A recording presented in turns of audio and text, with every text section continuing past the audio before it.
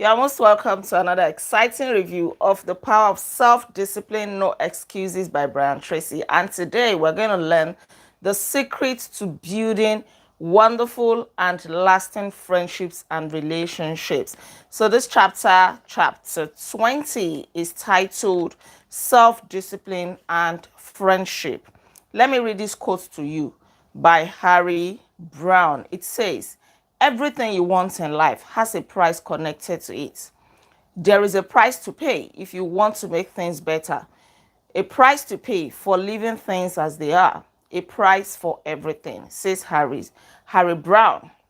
And the author goes ahead to say that fully 85% of your happiness will come from happy relationships with other people. Unfortunately, fully 85% of your problems and unhappiness will also be associated with other people. So you see, our relationships with other people matter a lot, whether we accept it or not. Aristotle describes us as social animals, social beings. There is no way we want to live a happy and fulfilling life without the involvement or without an association with other people. And that is why it is important that we learn how to build quality relationships with other people, wonderful relationships. So many people are unhappy, not because they are not rich, not because they don't have a good job or anything like that, but because they don't have smooth relationships with other people. Maybe their spouses, maybe their children, their co-workers, their bosses, and this is affecting them. And that is why this topic is very, very important. You have a responsibility to learn this skill. Fortunately, it can be learned. There are secrets to it. To make people want to like you genuinely, to make people to be interested in you genuinely. So this is something that you must do. And the core of your personality is very, very instrumental in your relationship with other people. Psychologists tell us that everything we do is either to build our self-esteem or to protect it from being torn down by other people. And every one of us is hypersensitive when it comes to our personal value and importance. When it comes to our self-esteem, we don't want people who will tear us down, who will criticize us, who will condemn us. We naturally want to run away from those people. And now put yourself in the shoes of other people. If you are very critical, if you are the type who condemns a lot, you are very judgmental, it means that people will also not want to be around you. They don't want to feel drained when they're around you. So maybe this is why people are not in any lasting relationship with you. Maybe this is why you don't really have friends. They just prefer to deal with you, to relate with you from afar. Because anytime they come near you, you are either tearing them down, you're looking for something negative to say about them, you are looking for something bad, you just have something negative that will dampen their spirits. And just so you know, when it comes to self-esteem, there are three ways that you feel about yourself when it comes to your self-esteem. Number one, your self-image is made up by the way you see yourself. How do you see yourself? And this is largely determined by how you talk, how you walk, how you behave with other people. The way you see yourself forms part of your self-esteem. The second thing that forms part of your self-esteem or self-image is the way you think others see you. If you think that other people respect you, then it boosts your self-esteem. If you think that other people don't value you, then it dampens your self-esteem. If you think that other people admire you, then you feel positive about yourself. The third thing that forms part of your self-esteem is the way people actually do see you and treat you. If you think that, oh, people really respect you, they see you to be an important person, and the moment somebody treats you less of that, treats you in a way that is demeaning, it is going to send a shock wave to your self-esteem, and this can make you to feel bad about yourself. It can make you to lose some level of self-esteem. But if you are the type who really feel that maybe you are not so important to people, you see yourself to be an average person, you are not really up there, you're not popular, you're not so admired, the moment somebody now admires you, makes you feel important, makes you feel valuable, what happens? It sends a positive shock wave to your self-esteem, and then your self-esteem rises then. So it is me that people are respecting like this. Oh, so this person really appreciates me like this. So you see, these are the things that form part of your self-esteem. Now, you must learn this key to happiness. If you want to be truly happy, then all these three parts of your self-esteem must be intact. They must coincide. They must be consistent with how you see yourself, who you want to be. So you must always work on your self-image. Don't allow anybody to dampen it. And you must be firm about it. People's opinions or the way they treat you should not affect your self-esteem, because if your self-esteem is affected, it is very unlikely that you have lasting relationship with other people, because your self-esteem, your low self-esteem will always be like a friction in your relationship. Right. Let us also learn the law of indirect effort. So many people put in so much effort in making other people to change. You want somebody to respect you by force. You want somebody to admire you. You want somebody to appreciate you. You want somebody to love you. You want somebody to make you feel important. And you are trying so hard to change that other person, that no, you must respect me. No, you are getting it wrong. These qualities are not forced. They are not forced at all. What you need to apply is the law of indirect effort. This means that whatever you want to see in somebody else, make sure you be that. Make sure that you have that quality first. For example, you want your spouse to love you.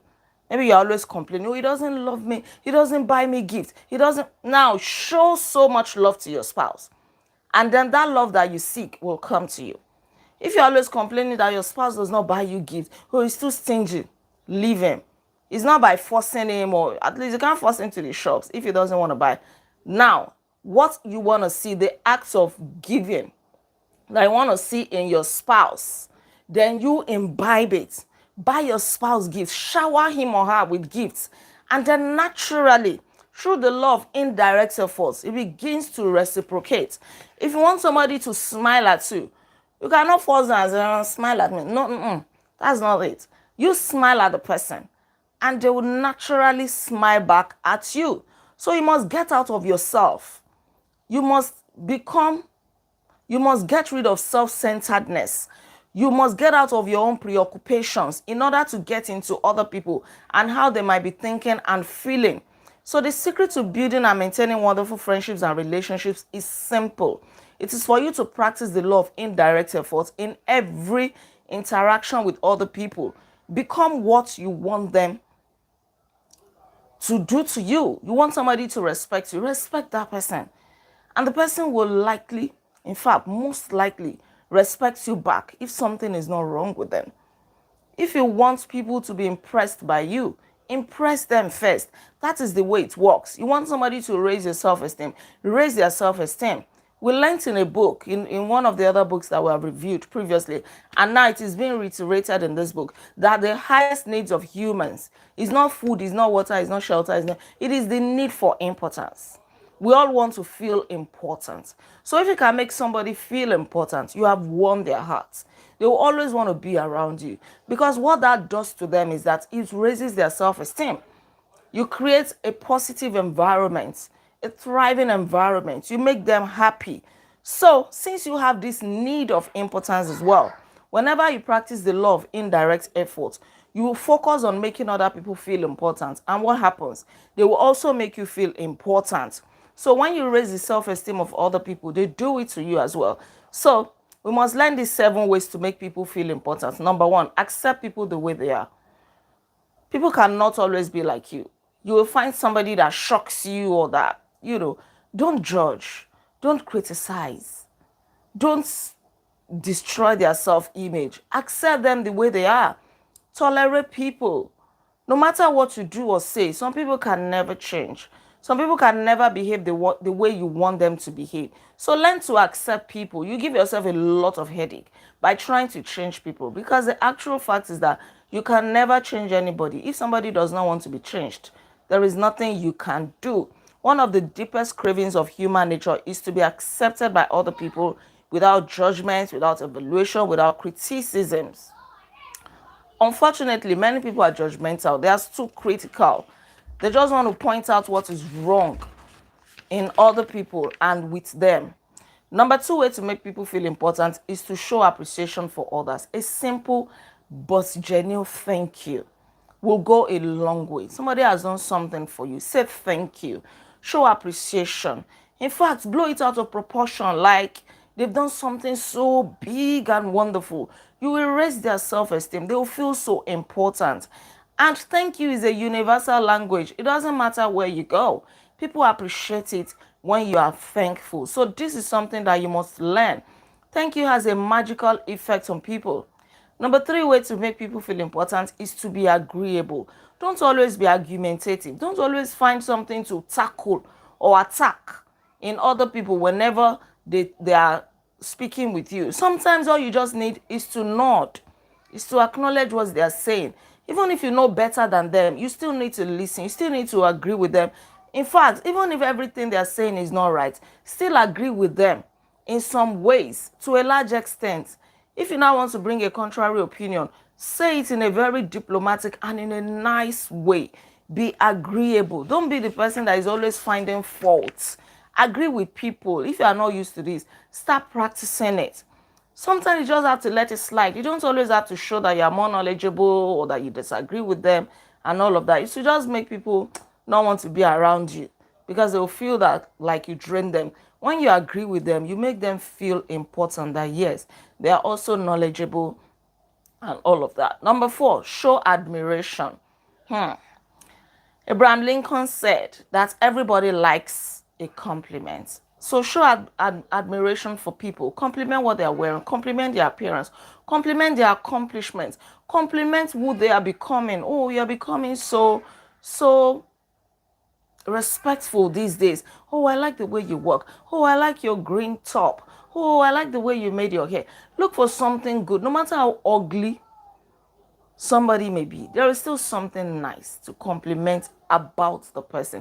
Always look for what to compliment. It will be like a charm to people. There is nobody that doesn't like compliments, men or women. We all like compliments. A beautiful, genuine compliment can turn around somebody's bad day. Look for something nice to say about somebody. Intentionally look for it and say it. Number five way is to pay attention to others. Listen attentively. In fact, ask questions, ask follow-up questions. It just raises their endorphin level. It makes them happy that yes, you're listening, you're interested in what they're saying.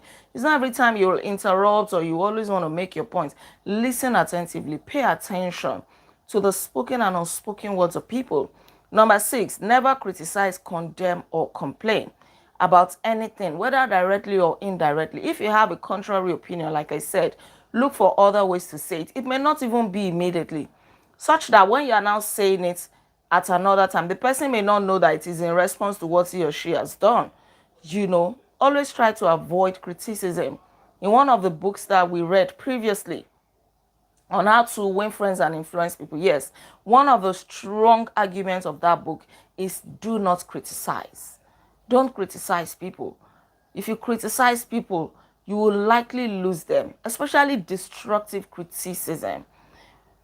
And this does not have to apply to your friendship alone, maybe to your children, your spouse, your colleagues, your employees. Avoid it. Don't be the type who condemn people, who complain about anything.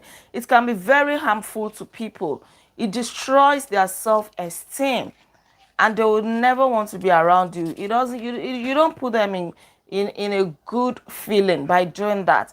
The number seven way to make people feel important is to be courteous, be concerned, and considerate of everyone you meet. Be courteous, be polite, show respect, regardless of who they are.